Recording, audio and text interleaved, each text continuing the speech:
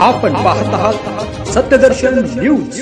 सगळे सोयऱ्यांचा कायदा टिकणारच नाही, गिरीश महाजन काय म्हणाले पहा।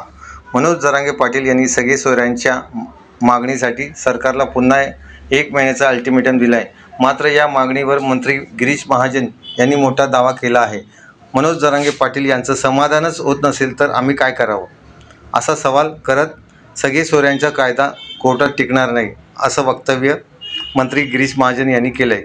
ज्या मराठ्यांच्या कुणबी नोंदी सापडल्यात त्यांना ओबीसीतून आरक्षण द्या, या मागणीसाठी ते पुन्हा अंतरवली सराटी येथे उपोषणाला बसले आहेत।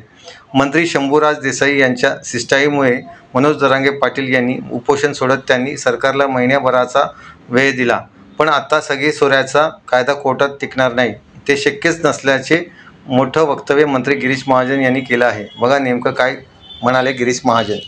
जरांगे पाटलांचं समाधान होतं नसेल तर त्याला आता आम्ही काय, आता सगळे सोयरे त्यांचं म्हणणं सगळे सोयऱ्यांना द्या, हे कोर्टामध्ये कुठे टिकणारच नाही, हे टिकणारच नाही आहे आणि असं आरक्षण देता येत नाही मला तरी वाटतं, मला जी माहिती त्याप्रमाणे। पण पुन्हा सुद्धा त्याच्यामध्ये काही करता येण्यासारखं असेल तर निश्चित सरकार त्या बाबतीमध्ये विचार।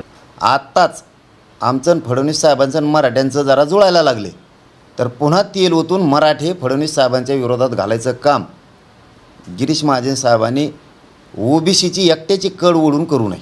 गिरीश भाऊची नवीन चाल आहे आता फडणवीस साहेबांना बहुतेक अडचणीत आणायची। सगळ्या स्वारीची अंमलबजावणी नाही केली, 288 लढवायचे का 288 सीटं पाडायचे, याच्यावर मराठ्यांचा 13 तारखेच्या नंतर बैठक घेऊन आम्ही निर्णय घेणार।